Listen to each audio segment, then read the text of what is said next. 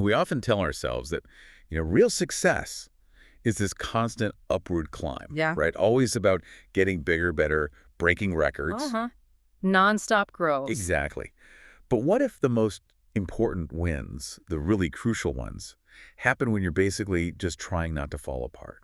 That's a powerful thought. And it's central to what we're digging into today. Yeah, we're diving into this fantastic essay by Jose Fernando Costa, The Hidden Victory of Maintaining.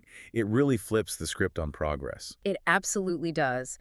And our goal here isn't just, talking about getting through hard times. It's about unpacking why just maintaining, just holding the line when things feel like they're crumbling is Yeah. actually a super powerful strategy. For long-term success, for resilience. Exactly. There's this practical wisdom in just keeping things together when life gets really tough. It might be way better than forcing growth when, honestly, the conditions just aren't there. Okay, so let's tackle that central lie we tell ourselves about success. This idea, there's always got to be onwards and upwards. Yeah, the perpetual climb. Costa's core point, and this really hit home for me, is that the most important wins happen when you're just trying not to fall apart. Just think about that. It stops you in your tracks a bit, doesn't it? It does. When your mind's in a rough place, maybe stress or deep sadness or just feeling empty, maintaining becomes like your secret weapon. Mm-hmm. It's not about improving right then. It's not about growth. It's literally about just keeping the machine running. And that's not passive, right? It's an active choice. Totally. It's a deliberate act of self-preservation. It's like building your own disaster recovery plan, but for your life in real time. Your future self will thank you for it. Definitely. And that leads straight into what Costa talks about with the mathematics of not going backwards. Ah, okay. Tell me more about that. Well, think of your life like a bank account, right? Every day, you're either putting something in, taking something out, or maybe just breaking even. Okay, makes sense. When things are good, obviously you focus on making deposits, watching it grow. Yeah. But Costa's point is, when times are tough, just breaking even is a massive victory. You didn't lose ground. That's huge, actually, just not sliding back. It is huge. But what's fascinating and kind of worrying is how most people react when they feel bad. Instead of aiming for break even, They do what? they tend to let everything else fall apart too. They stop working out, maybe eat junk food constantly, skip important work stuff, let the house become a mess. Oh, man, I've seen that happen. I've done that. We all have. He compares it to setting your money on fire after a bad day. You're not just having a bad day anymore. You're actively making things worse, compounding the problem. Oh, setting your money on fire. That's a strong image. You're already down, and you just dig deeper. Exactly. The emotional cost is one thing, but then there's the practical cost of the mess you create. It adds up incredibly fast. So what's the alternative? The smart play, as he calls it. The smart play is fundamentally different. Even when you feel absolutely terrible, you do the boring stuff anyway. Like what kind of stuff? You show up to work, even if you're just going through the motions. You brush your teeth. You manage to eat a proper meal, even a simple one. Answer those important emails. Okay.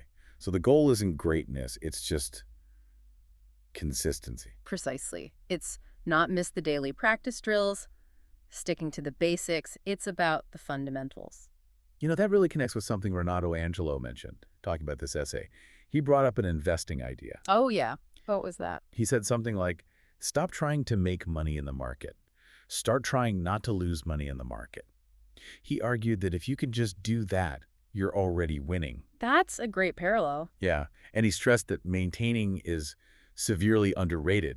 If you have something, anything, and it's not deteriorating, you're actually already doing better than average. That idea not deteriorating is above average. That feels so countercultural, doesn't it? Totally. We're pushed to optimize everything, always strive. Holding steady feels like failure sometimes. It can, yeah. And that gets right to the heart of why our brains fight this whole maintaining idea, even when it sounds logical. Okay, why do our brains fight it? Well, our brains seem to crave congruence, consistency. So if you feel bad inside, your brain kind of wants everything outside to reflect that, to be bad too. Huh. That sounds weirdly self-destructive. It does. It's like your brain saying, look, I'm suffering here, so everything else should suffer with me. Costa calls it dumb, but he also says it's how we're built. So it's like a built-in feature, not a bug we can easily fix. Kind of. It seems rooted in this old survival instinct, maybe, where consistency, even negative consistency, felt predictable, maybe safer. Emotions are powerful, they Yeah. want to take over your whole life. They want to prove they're in charge, maybe by making you mess up everything you've built, making the outside chaos match the inside chaos. Recognizing that it's a mechanism, not just you being weak or failing, that feels important. It really is. It's a key first step. So if our brains are kind of wired against us on this one, what's the trick? How do you override that? The trick basically is to not listen. Just ignore the feeling? No, not quite ignore it. That's important. It's not about pretending to be happy or denying the pain. Definitely not. Okay, so what then? It's about acknowledging, okay, I feel terrible right now. This is real. And then you do your normal stuff anyway. So you acknowledge the feeling, but don't obey it. Exactly. The key is just not letting your feelings run the show. You see them, you feel them, you know they're powerful, but you don't let them grab the steering wheel and drive you off a cliff. But for someone who feels totally overwhelmed, finding the energy to even, brush their teeth can feel impossible. How do they start? That's a really fair point. It's not about finding some superhuman energy. Costa sort of implies it's about micro commitments, the absolute minimum viable actions. Minimum viable. Like, Yeah. I guess- Like, if brushing your teeth feels like running a marathon, maybe you just rinse your mouth. Can't make the bed, just pull the covers up.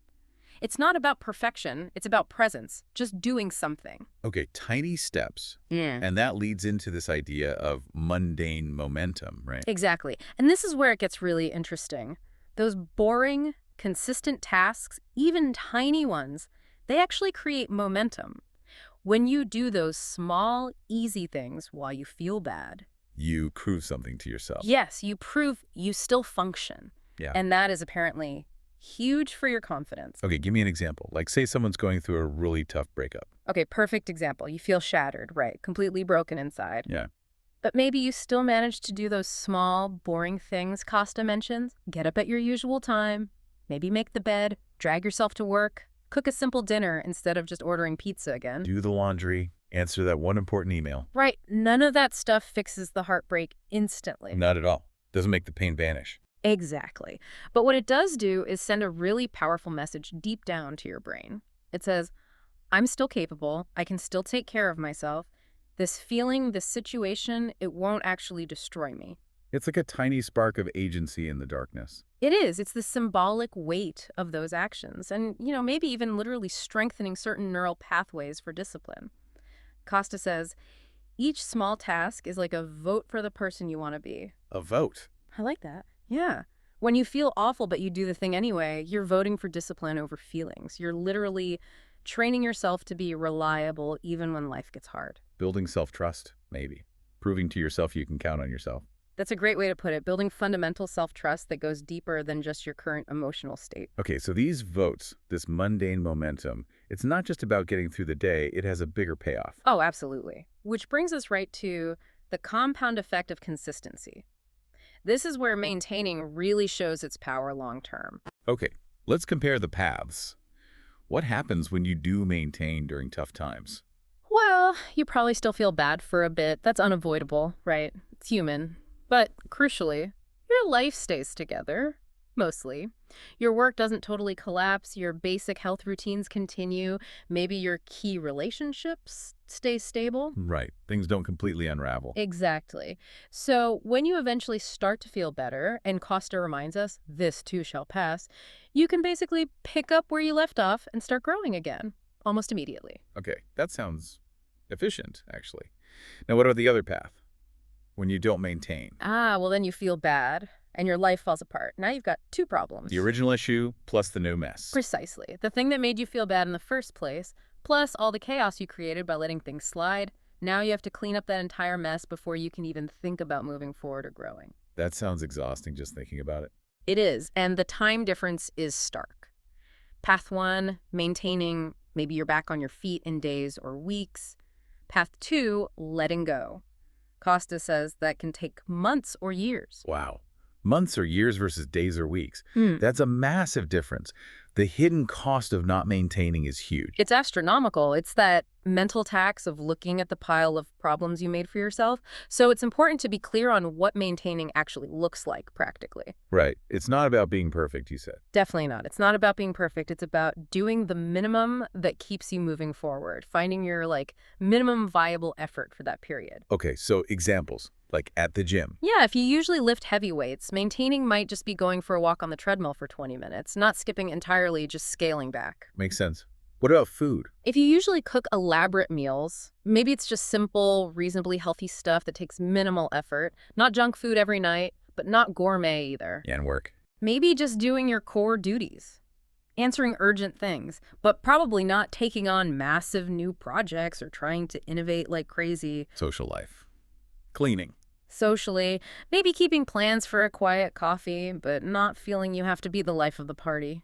Cleaning, just tidying the main clutter, not, deep cleaning the whole place. So the core idea is... You're not trying to win. You're making sure you can continue to play the game. It's strategic survival, keeping you in the arena. Okay, this really requires the mental shift that changes everything, doesn't it? You have to change what you value, what you celebrate internally. Totally. Instead of only celebrating progress, you celebrate consistency. Instead of only feeling good when you improve, you learn to feel good just for showing up. That's hard, though.